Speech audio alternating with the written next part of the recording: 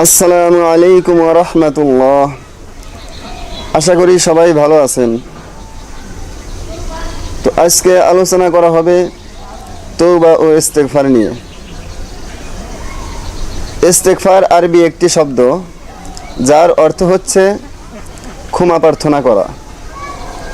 পরিভাষায় ইস্তেগফার বলা হয় স্বীয় পাপ কর্মের জন্য আল্লাহ সুবহানাহু তাআলার কাছে ক্ষমা প্রার্থনা করা।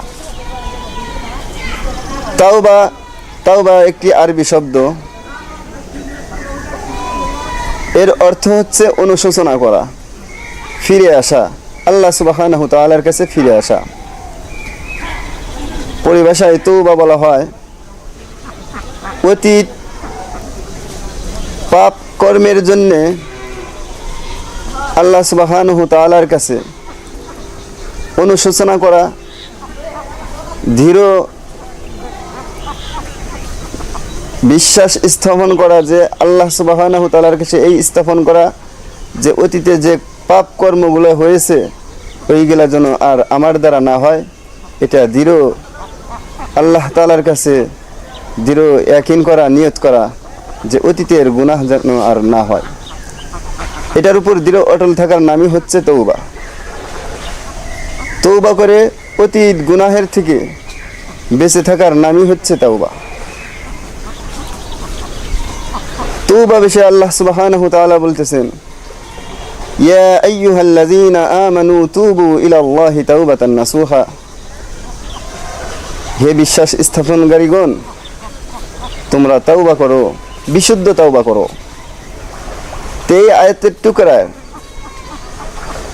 ব্যাখ্যায় পয়গম্বর আলাইহিস সালাতু ওয়াস সালাম বলেছেন, আত-তাইবু মিনাজ যামবি কামান লা যামবা লাহু, যে তওবাকারী ব্যক্তি এমন হয়ে যায় যার আমল নামায় কোনো গুনাহই থাকে না, মাসুম হয়ে যায়। তো ভাই, আমাদের প্রত্যেকেরই তওবা করা উচিত। আমরা প্রত্যেকেই তওবা করব। আল্লাহ সুবহানাহু তাআলা যেন আমাদেরকে দৃঢ় বিশ্বাসের সাথে তওবা করার তৌফিক দান করেন। তো এই বিষয়ে পয়গম্বর আলাইহিস সালাতু ওয়াস সালাম এর একটা হাদিস আছে, বুখারী শরীফের একটা হাদিস। পয়গম্বর আলাইহিস সালাতু ওয়াস সালাম সাহাবায়ে আজমাইন রাদিয়াল্লাহু তাআলা আনহুমদেরকে বলতেছেন যে তাওবার মধ্যে ইস্তেগফারের মধ্যে সবচাইতে বড় ইস্তেগফার কোনটি তোমরা কি জানো? সাহাবায়ে আজমাইন রাদিয়াল্লাহু তাআলা আনহুমরা বললেন, আল্লাহু আ'লামু ওয়া রাসূলিহি, যে বিষয়ে আল্লাহ এবং তার রাসূলই ভালো জানেন। তো পয়গম্বর আলাইহিস সালাতু ওয়াস সালাম বললেন যে ইস্তেগফারের মধ্যে সর্বশ্রেষ্ঠ ইস্তেগফার হচ্ছে, সাইয়্যিদুল ইস্তেগফার হচ্ছে এইটা যেটা এখন বলা হবে।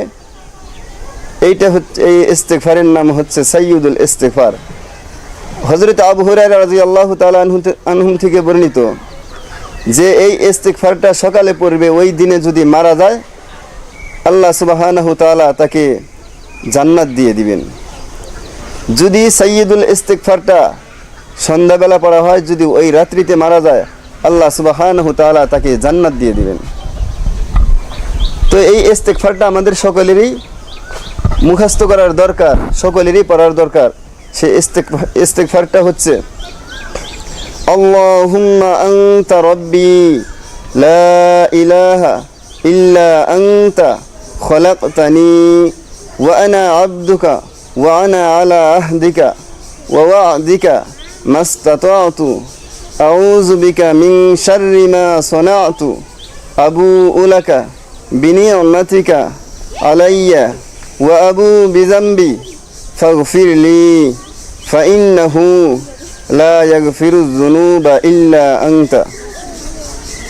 আশা করি এই ইস্তেগফারটা আমরা সকলেই মুখস্থ করে নেব। আল্লাহ সুবহানাহু তাআলা আমাদের সকলকেই এই ইস্তেগফারটা পড়ে ইস্তেগফারের হক আদায় করার তৌফিক দান করুন। ওমা আলাইনা ইল্লাল বালাগা।